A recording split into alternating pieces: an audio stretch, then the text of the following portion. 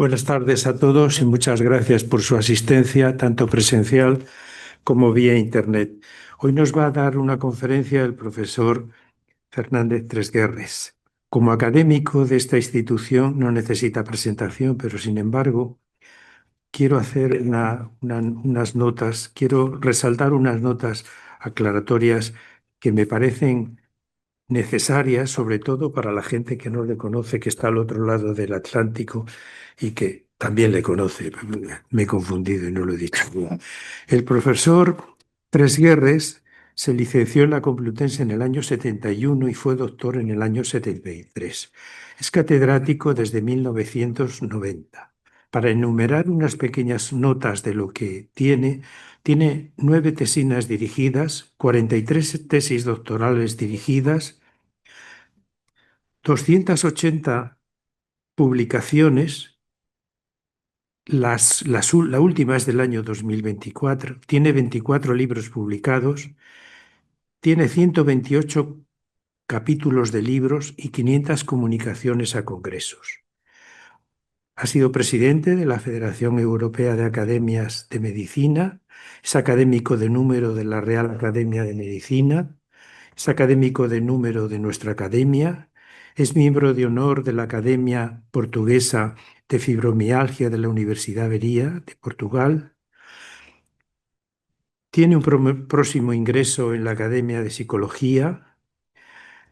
Uno de los libros que yo he buscado mucho de él y que me interesan mucho y que sigo porque las fisiologías y las farmacologías tienen un estante especial en mi casa, es La fisiología humana del profesor Tresguerres de Magro y Gil de Nueva York. La última edición es del año 2020. Es un libro que tiene 1225 páginas. Ha pronunciado numerosas conferencias con arreglo a su especialidad y además la especialidad que tiene, que es una de las que a mí me apasiona y me tiene mucho interés y por lo cual admiro, entre otras cosas más, al profesor Tresguerres, es por la endocrinología experimental que practica. Y nada más, eso es todo lo que quería comentar sobre el profesor Tresguerres. La conferencia que va a pronunciar se llama Estrés oxidativo e inflamosoma, vía final común de muchas enfermedades. El profesor Tresguerres tiene la palabra.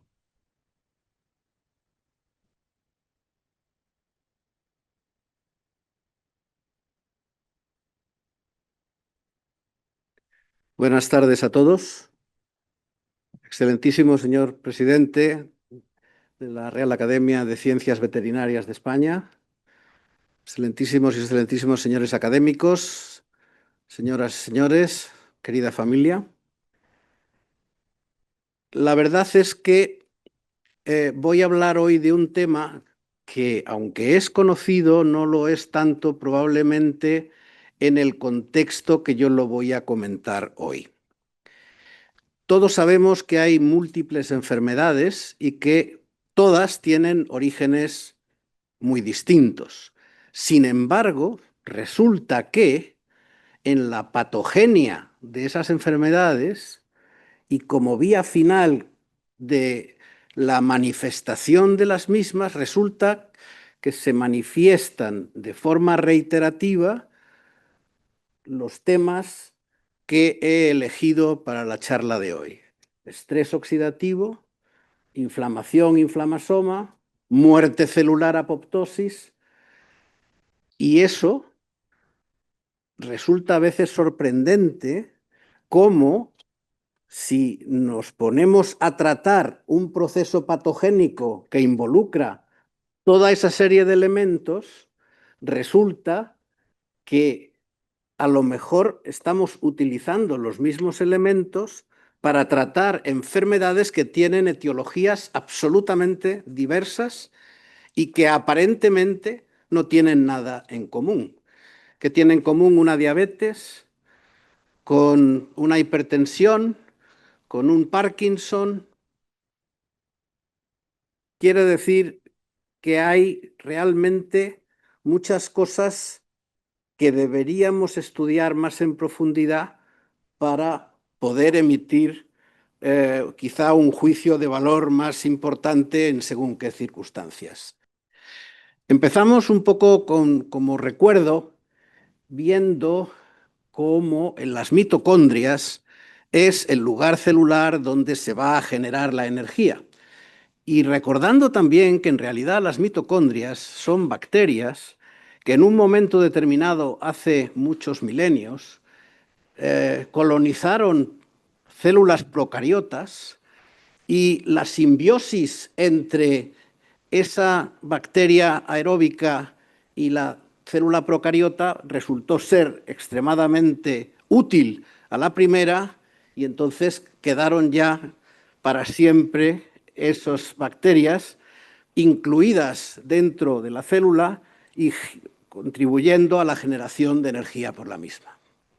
De hecho, la formación de la energía, el ATP, tiene lugar precisamente en la mitocondria.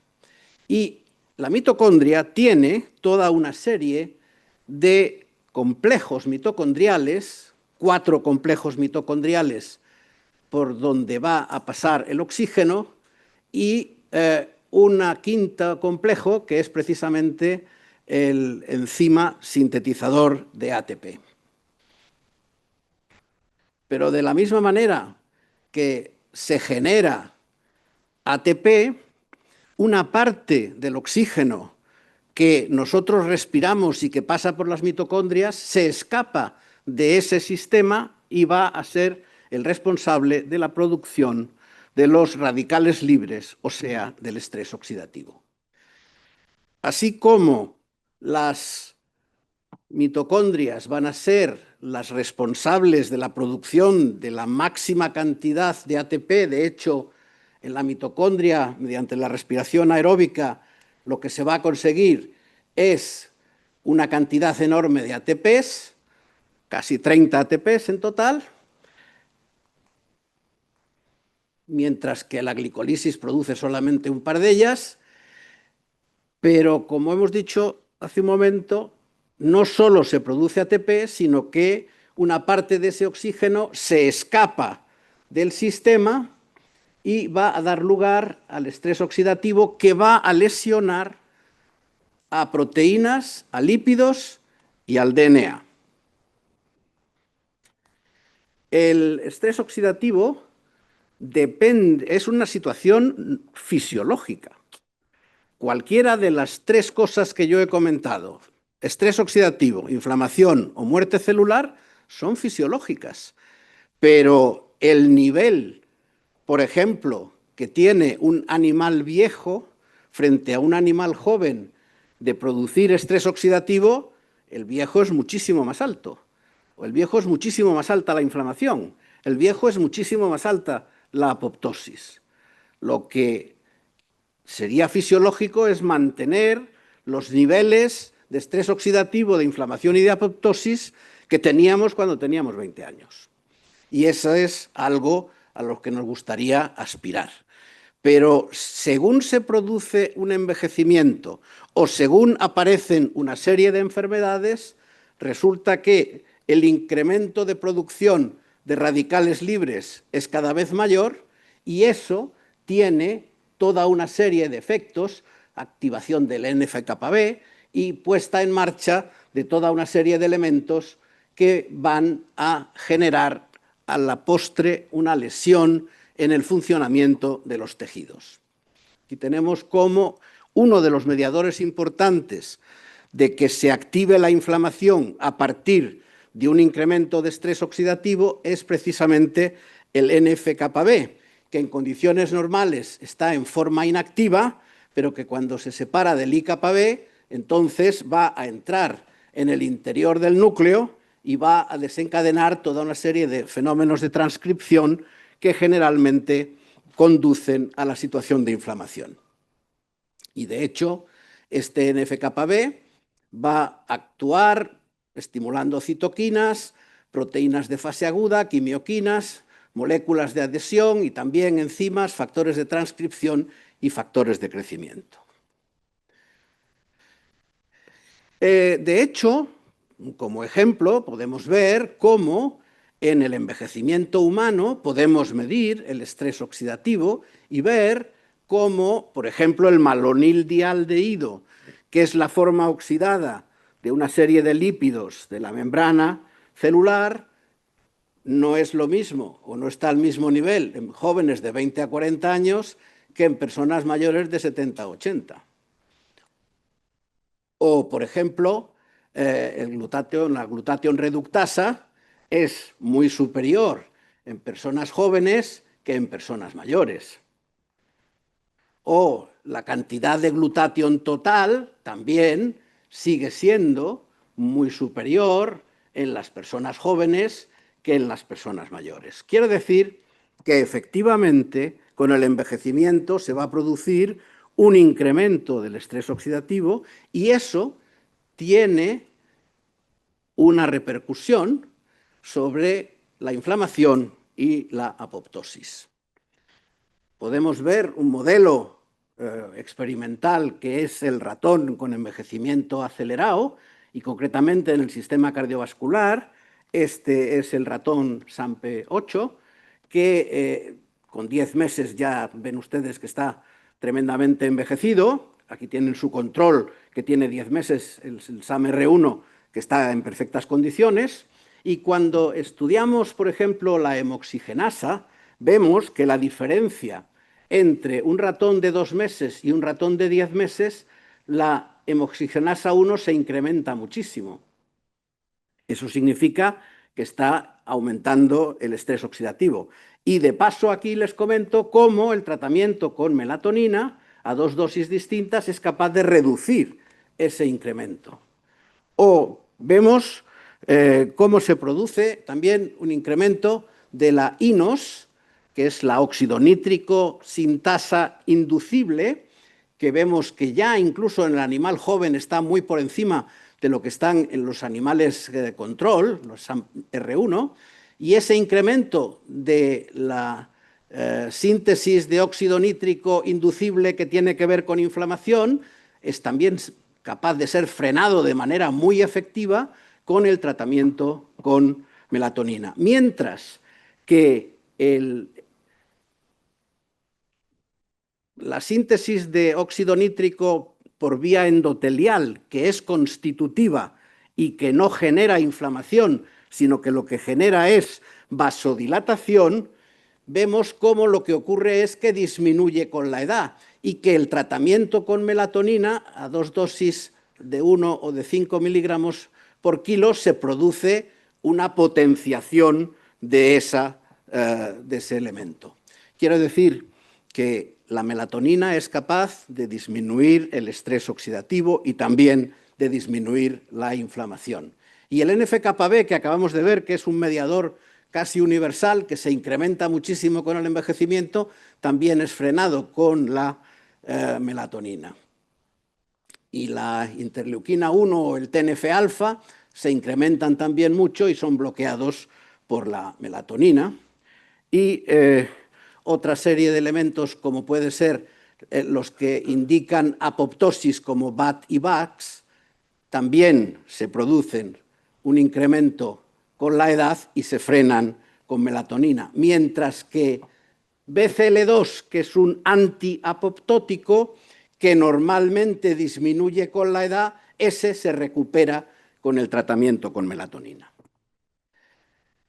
Si en vez de ver este modelo de envejecimiento vemos otro tipo de patologías, hay una cosa que a mí me gusta mucho explicar y es que las células del cuerpo, bien sea por envejecimiento o por la acción de toda una serie de enfermedades, sufren lo que se llama una llamada señal de muerte. Entonces la célula se mira y decide cómo está. Ah, pues estoy fatal, pues así que entonces lo que debo hacer es morirme, se produce VAX y la célula entra en apoptosis. O si la célula dice, pues oye, no estoy tan mal, entonces voy a producir BCL2, voy a bloquear la señal de muerte y voy a intentar sobrevivir. ¿Y eso cómo se hace?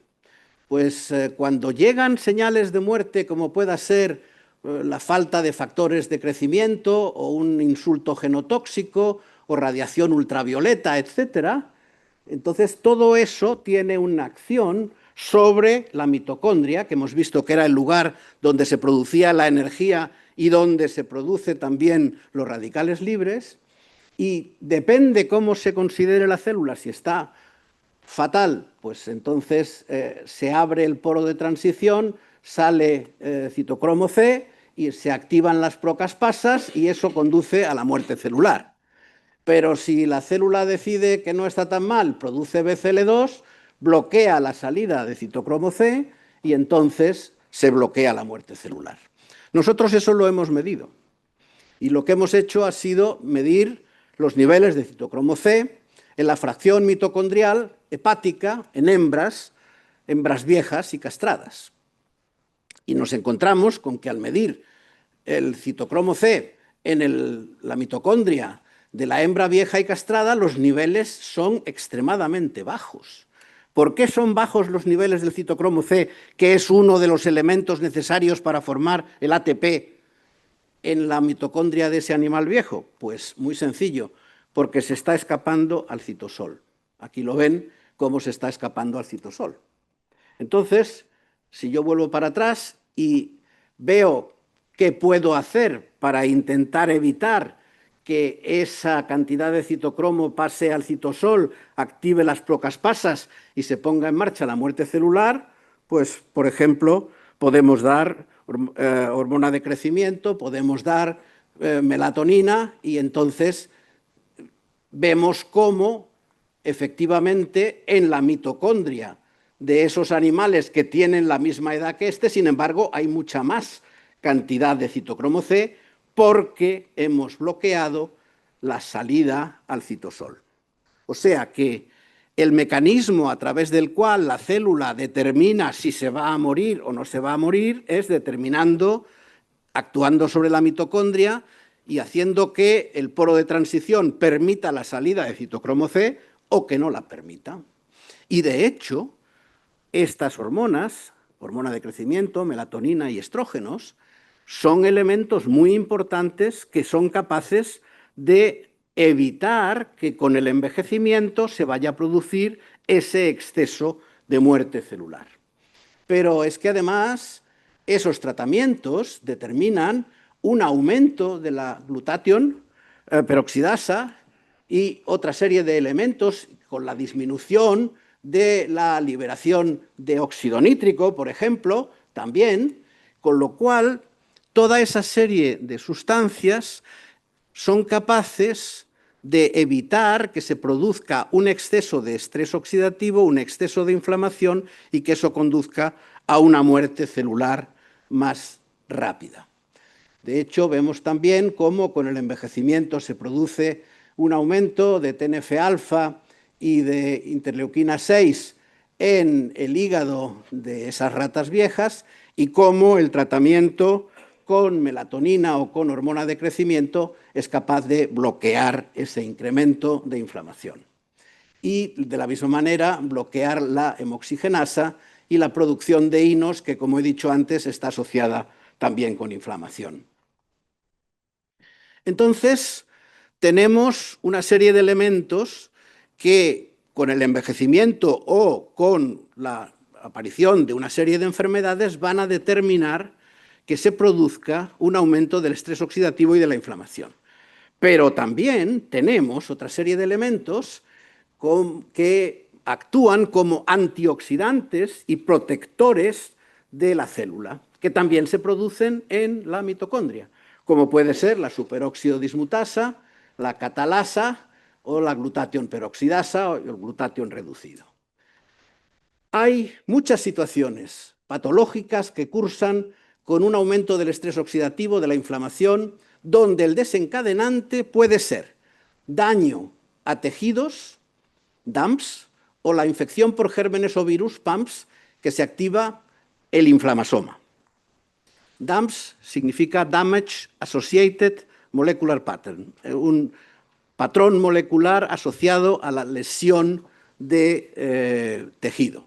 Y los PAMPs es lo mismo, pero asociado a gérmenes. Y ambas son capaces de activar el inflamasoma que el inflamasoma es una proteína trimérica que contiene toda una serie de elementos que recluta caspasa 1 y caspasa 11 y 12 y que dispara la liberación de interleuquina 1b y de interleuquina 18. Quiere decir que es un elemento intermediario entre el estrés oxidativo también o una serie de lesiones propias o ajenas, pero que contribuye mucho a la inflamación. Aquí vemos cómo las señales pueden ser endógenas a través de DAMPs o a través de PAMPs. En cualquier caso, a lo que conducen es a una situación de inflamación. Y esa inflamación resulta que el inflamasoma, así como la mitocondria hemos visto que ha sido el elemento importante tanto de generación de energía como de generación de radicales libres y de inductora, por lo tanto, de inflamación, bueno, pues el inflamasoma está en el citosol. Y tenemos aquí unos ejemplos también de nuestro grupo, en donde vemos cómo, por ejemplo, con el envejecimiento se produce una disfunción mitocondrial con un aumento de apoptosis, de inflamación y de estrés oxidativo. Y eso lo hemos visto cómo en ese proceso interviene precisamente el inflamasoma y los componentes del mismo. En este modelo de envejecimiento es hecho con ratas Long-Evans, y entonces tenemos ratas Long-Evans de 5 meses y de 15 meses en total, porque es 13 meses al comienzo del tratamiento, pero lo tratamos durante 2 meses y medio, con lo cual lo que vemos al final es una rata de 15 meses, en donde aquí estudiamos, por un lado, cómo se produce un incremento de elementos que constituyen parte del inflamasoma y de qué forma la administración de cannabidiol somos capaces de reducir ese tipo de acciones. Por ejemplo, vemos aquí cómo se incrementa el NLRP3, que es uno de los marcadores del inflamasoma, y cómo se incrementa con la edad y cómo disminuye con la administración de cannabidiol, cómo vemos cómo se incrementa la interleuquina 1b, en este caso no es significativa la acción del cannabidiol, pero la interleuquina, la 1b, pero medida a través de un Western blot, entonces sí que es significativa. Y en el caso del PICARD, que es otro elemento del inflamasoma, también se incrementa con el envejecimiento y disminuye con el tratamiento. Esto es solamente un ejemplo, porque, como he dicho al principio, una enfermedad aparentemente que no tiene nada que ver con envejecimiento ni con nada, como puede ser la esterilidad humana, pues resulta que nosotros hemos utilizado este modelo y concretamente mujeres que buscan fertilidad y resulta que tienen solamente 35 años o menos y sin embargo cuando se les hace una prueba de estímulo con gonadotropinas tienen una muy pobre respuesta, se llaman pobres respondedoras, pues esas las hemos estudiado desde el punto de vista del estrés oxidativo. ¿Y qué es lo que hemos hecho? Primero medir el estrés oxidativo en el líquido folicular. ¿Y qué nos hemos encontrado? Pues resulta que en estas mujeres, con el líquido folicular, nos encontramos, por ejemplo, que sube mucho el malonildialdehído y que sube mucho la interleuquina 1, o el óxido nítrico, perdón, aquí. Y aquí sube la interleuquina 2, la interleuquina 6 y la interleuquina 8. Quiere decir, y sin embargo, la interleuquina 10, que es antiinflamatoria, en esa está disminuida. O sea, que lo primero es que demostramos que en el líquido folicular de esas mujeres había un exceso de estrés oxidativo. Pero dimos un paso más y nos fuimos a ver cómo estaba. Bueno, también vimos que estaba disminuida la capacidad antioxidante, glutatión peroxidasa, glutatión reductasa, todas estaban disminuidas. Y nos planteamos otro objetivo que fue la expresión del mRNA del inflamasoma para ver en complejos oocitogranulosa obtenidos a partir de donantes sanas fértiles y de pacientes con baja reserva ovárica. ¿Y qué nos encontramos? Pues de nuevo lo mismo. O sea, en aquellas pacientes que tenían incrementado el estrés oxidativo en el líquido folicular, tenían el inflamasoma mucho más alto, el NLRP3, con la caspasa 1 más elevada, con la caspasa 18 más elevada, con la caspasa 12 también, y con la interleuquina 1B y la interleuquina 1R, el receptor de la misma, también incrementados. Y sin embargo, un factor de supervivencia como la serpina estaba tremendamente disminuido. Quiere decir que los resultados muestran una mayor activación del inflamasoma en el RP3 en las pacientes con baja reserva ovárica al compararlas con las donantes, lo que sugiere una correlación entre la activación y su patogénesis. Bueno, y todo esto, pues lo que estoy intentando explicar es que efectivamente son teóricamente enfermedades distintas, pero que tienen una vía final común. Pero es que además hay otra cosa muy importante, y es el coenzima Q10. El coenzima Q10 es el complejo 2 de la cadena respiratoria mitocondrial. Esta es la ubiquinona, o coenzima Q10, es un elemento absolutamente necesario para la producción de ATP. Bien, pero resulta que de este elemento la mayoría de mis colegas médicos se olvidan de su existencia, porque, por ejemplo, en el modelo de déficit de coenzima Q10 supone que esa disminución muy grande de energía tiene un efecto muy parecido al del estrés oxidativo. Y entonces, por ejemplo, en el ratón SAMP8, pues hay una caída muy grande de la aparición del coenzima Q10. Y una cosa muy importante que no lo tienen en cuenta prácticamente ningún cardiólogo de nuestro país es que el coenzima Q10 disminuye con las estatinas. De hecho, el proceso de biosíntesis del colesterol a partir del HMG-CoA, pues resulta que es el mismo que sirve también para la síntesis de coenzima Q10. Quiere decir que cuando yo llego con una estatina y bloqueo aquí arriba la síntesis de colesterol, fenomenal, pero estoy bloqueando también la producción de coenzima Q10.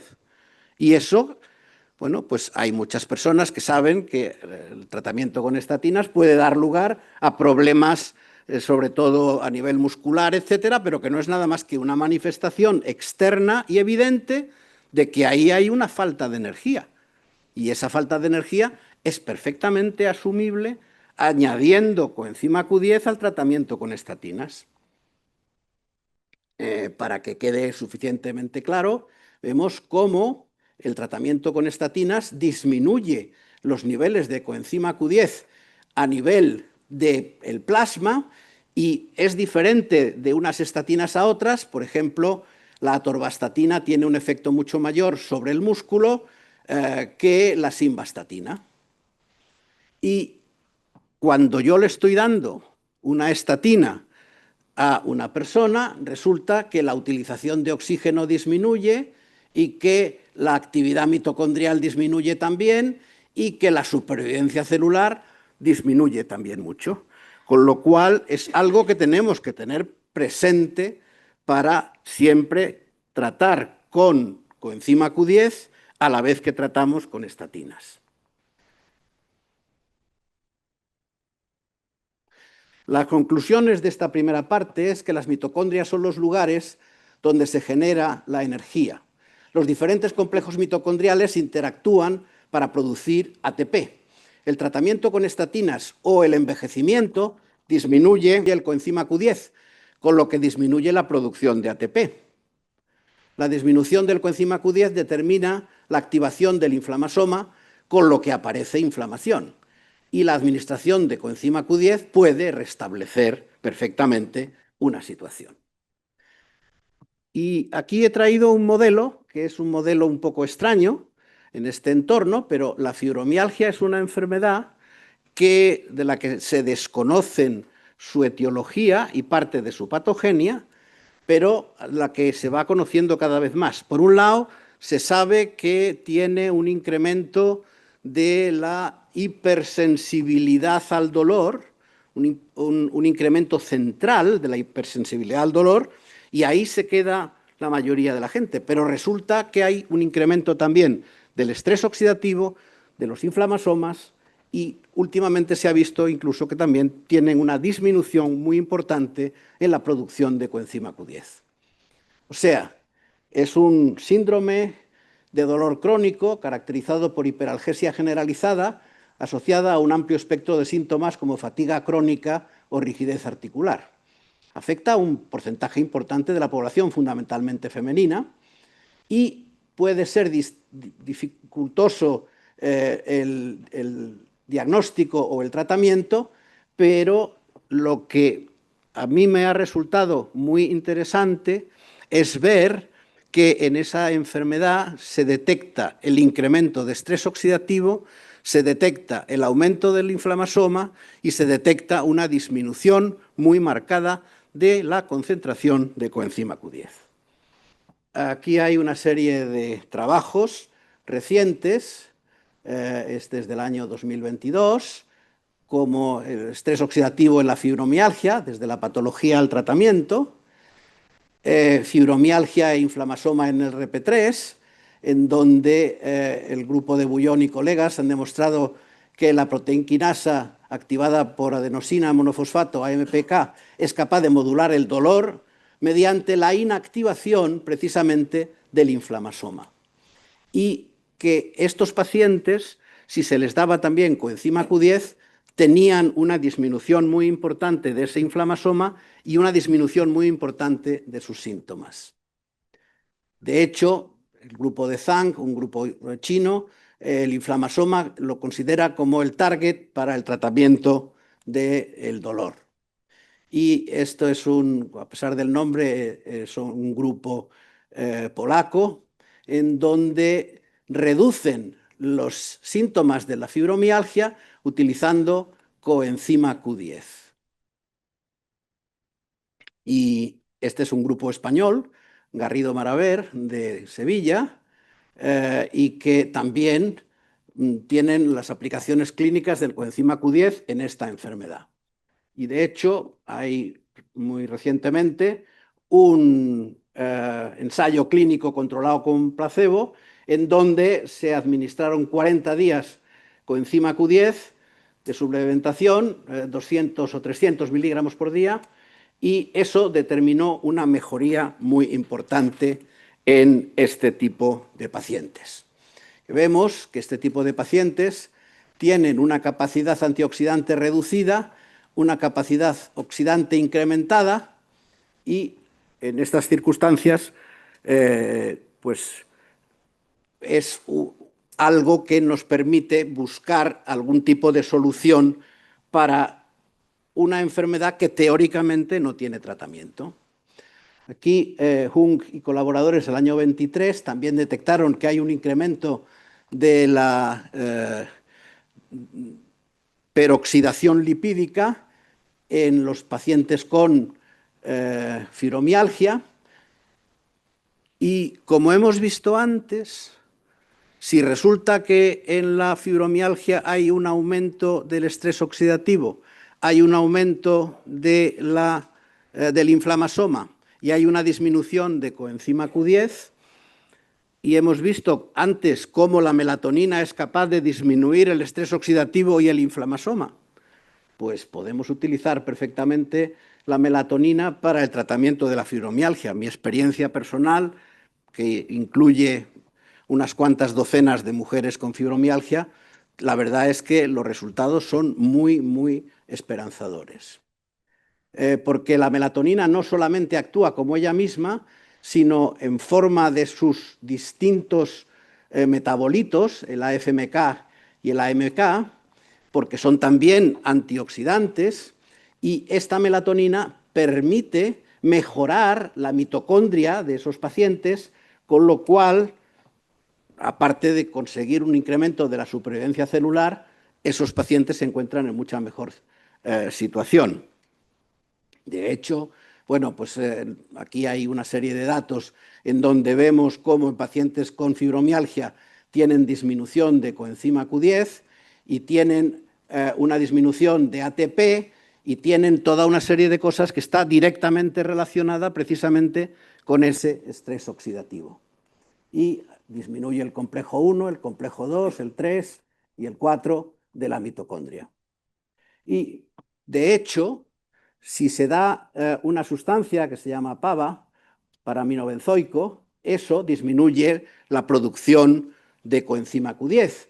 Y al disminuir la producción de coenzima Q10, eso disminuye también la formación de ATP y eso aumenta la interleuquina 1B y aumenta la interleuquina 18. Si se da coenzima Q10, esa situación se controla perfectamente y no hay incremento ni de interleuquina 1B ni de interleuquina 18. Y finalmente, resulta que lo último que se ha visto es que en esos pacientes, además, existe una situación de aumento de resistencia a insulina en la fibromialgia, lo que justifica el uso de la metformina. Y, de hecho, los primeros resultados publicados en sensación dolorosa pues tienen un efecto bastante importante. Como conclusiones, las mitocondrias son los lugares donde se genera la energía. Los diferentes complejos mitocondriales interactúan para producir ATP. La mitocondria es también donde se genera el estrés oxidativo. El envejecimiento, al igual que distintas patologías como la reproductiva o la fibromialgia, aumentan el estrés oxidativo mitocondrial y activan el inflamasoma. Además, disminuye el coenzima Q10, con lo que disminuye la producción de ATP y también la biogénesis mitocondrial. La administración de melatonina disminuye el estrés oxidativo y reduce la actividad del inflamasoma. La administración de coenzima Q10 aumenta el ATP, con lo cual en la fibromialgia hay aumento de estrés oxidativo, activación del inflamasoma y disminución de coenzima Q10. Por todo ello, la administración conjunta de melatonina, 20-30 miligramos diarios, con 200 a 400 miligramos de coenzima Q10, tiene resultados espectaculares. Y recientemente se ha añadido también el aumento de la resistencia periférica a la insulina como elemento importante en la fibromialgia y se ha propuesto el tratamiento con metformina. Así que lo que yo quería traerles aquí a ustedes es cómo la fibromialgia es un buen ejemplo del papel desempeñado por el estrés oxidativo, el inflamasoma y el coenzima Q10 en la patogenia de una enfermedad que se considera como extraña y no bien conocida. Muchas gracias.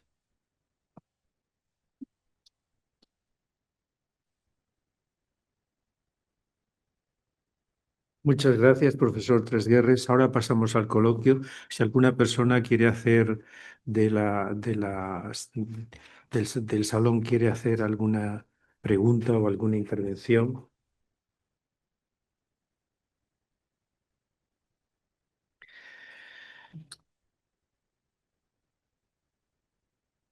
El doctor Guijarro, por favor. Muchas gracias, señor presidente. En primer lugar, quiero felicitar nuevamente al doctor Tresguerres por la exposición de muy alto nivel que ha hecho. Yo le voy a hacer una pregunta, no sé si por la pregunta que le voy a hacer va a ser un poco atrevida, porque no está relacionado con la fibromialgia, pero sí yo creo que su tema tiene relación con un proceso inflamatorio crónico en la patología cardiovascular, como es la arteriosclerosis. Entonces, vamos a ver. Yo le pregunto desde un punto de vista clínico, ¿qué utilidad clínica y terapéutica tendrían, creo yo, los biomarcadores detectados cuando se reflejan por la actividad del estrés oxidativo y del inflamasoma en estas enfermedades arterioscleróticas de la patología cardiovascular. No sé si me he explicado bien. Sí, sí. Muchas gracias. Como he dicho al principio, son muchas las enfermedades donde existe esta vía final común. Cuando las enfermedades tienen un origen claro y tenemos la posibilidad de actuar sobre la etiología de la misma, que es lo que se suele hacer en las enfermedades cardiovasculares, hacemos eso. El tema es que en algunas circunstancias probablemente ese tratamiento podría de alguna manera complementarse con algo que hoy día no está en los manuales, porque la melatonina no existe, el coenzima Q10 tampoco existe para la mayoría de las personas y el inflamasoma es un ente desconocido totalmente para mucha gente. Quiero decir que aunque nosotros sabemos tratar muy bien muchas enfermedades y las cardiovasculares están entre las que tienen, digamos, un tratamiento más bien establecido y más correcto, pero probablemente la administración adicional, en algunos casos concretos, de, por ejemplo, melatonina o coenzima Q10, de hecho, en muchas enfermedades cardiovasculares se postula hoy día la utilización del coenzima Q10 y de hecho hay una disminución muy marcada cuando existe una insuficiencia cardíaca de la mortalidad a largo plazo si le administramos al paciente coenzima Q10. O sea que, efectivamente, yo creo que, a mi modo de ver, estamos en un mundo donde, eh, siguiendo las enseñanzas de la aeronáutica y la aplicación de los protocolos que vienen de la aeronáutica inicialmente, eso ha mejorado muchísimo las características del tratamiento de las enfermedades, sin duda. Pero por otro lado, ha hecho mucho más rígido todo su tratamiento y hoy muchos médicos jóvenes no saben salirse de un protocolo específico. Y los protocolos se aplican con éxito al 90 o 95% de los pacientes, pero hay siempre un 5% que se nos salen de protocolo y donde normalmente los médicos no suelen hacer nada más que aplicar el mismo y no suelen tener la idea de intentar buscar otra serie de cosas. Digo en general, por supuesto que algunos sí que lo hacen. ¿Alguna persona más quiere intervenir? Bueno, pues entonces voy a tener que intervenir yo. Primero, darle las gracias por su conferencia, por su magnífica conferencia. Al profesor Tresguerres le estoy agradecido por muchas cosas. Primero, por el apoyo y colaboración a nuestra academia. Es un académico activo en nuestra academia y está trabajando con nosotros. Y en segundo lugar, quiero agradecerle porque cuando se clausuró la octava Asamblea de Academias de Ciencias Veterinarias en Andalucía y empezamos a preparar las novenas conferencias, fue una de las personas que también se ofreció a participar en estas conferencias. También quiero agradecerle su participación en nuestras conferencias, en la novena conferencia. Y por último, como no lo ha dicho nadie, ahora no se me adelanta nadie, tengo que decir que también soy paciente del profesor Tresguerres. O sea, el otro día el don Jaime Lamos de Espinosa se me adelantó como paciente del doctor Guillén. Hoy no se me adelanta nadie. Yo también soy paciente del profesor Tresguerres. Nada más darle las gracias y, y darle el diploma de reconocimiento que dice: la Real Academia de Ciencias Veterinarias de España otorga el presente diploma de reconocimiento al excelentísimo señor don Jesús Ángel Fernández Tresguerres por su intervención en la sesión celebrada el día 23 de junio de 2025 con la conferencia titulada Estrés oxidativo, inflamasoma, vía final común de muchas enfermedades. Madrid, a 23 de junio del año 2025, firmado por el secretario general con el visto bueno del presidente. Enhorabuena, muchas gracias.